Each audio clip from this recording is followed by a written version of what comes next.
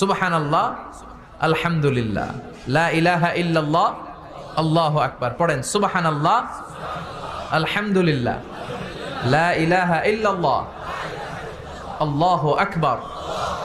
এই চারটা জিকির হচ্ছে শ্রেষ্ঠ জিকির।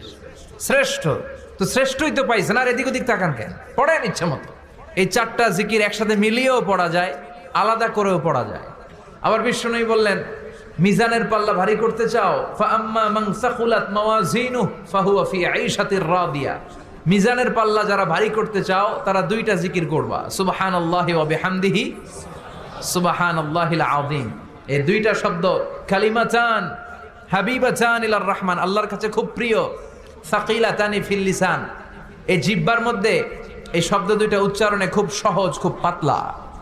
সাকিলাতানি ফিল মিজান, কিন্তু এই শব্দ দুইটা মিজানের পাল্লায় রেখে দিলে অনেক ওজন হয়ে যাবে। সুবহানাল্লাহি বিহামদিহি, সুবহানাল্লাহিল আযীম। পড়তে রাজি আছেন তো? প্রত্যেক ফরজ সালাতের পরে আয়াতুল কুরসি পড়বেন। কি পড়বেন? মুখস্থ আছে না? এটা পড়ে ফু দিলে কোনো জিন পড়ি, ব্ল্যাক ম্যাজিক কোনো কিছু আপনারা ধরতে পারবে না। বিষ্ণুই বলেন, মান কারা আয়াতাল কুরসি দুবুরা কুল্লি সালাতিন মাকতুবা লাম ইয়ামনাহু মিন দুখুলিল জান্নাতি ইল্লাল মাউত। প্রত্যেক ফরজ সালাতের পরে কেউ যদি আয়াতুল কুরসি পড়ে, তার জান্নাতে ঢোকার ব্যাপারে আর কোনো বাধা নিষেধ থাকে না। একটা জিনিস ছাড়া, সুবহানাল্লাহ, আরেকটু পরে বলেন, একটা জিনিস ছাড়া, ইল্লাল মাউত, সেটা হচ্ছে মৃত্যু।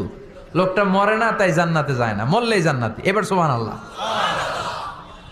তাহলে প্রত্যেক ফরজ সালাতের পরে আয়াতুল কুরসির দরকার আছে না নাই? প্রত্যেক ফরজ সালাতের পরে সালাম ফিরিয়ে আওয়াজ করে পড়বেন আল্লাহু আকবার। 3 বার পড়বেন আস্তাগফিরুল্লাহ, আস্তাগফিরুল্লাহ, আস্তাগফিরুল্লাহ। সুবহানাল্লাহ 33 বার, আলহামদুলিল্লাহ 33 বার, আল্লাহু আকবার 34 বার, অথবা শেষে 3টা 33 বার পড়ে মিলাবেন লা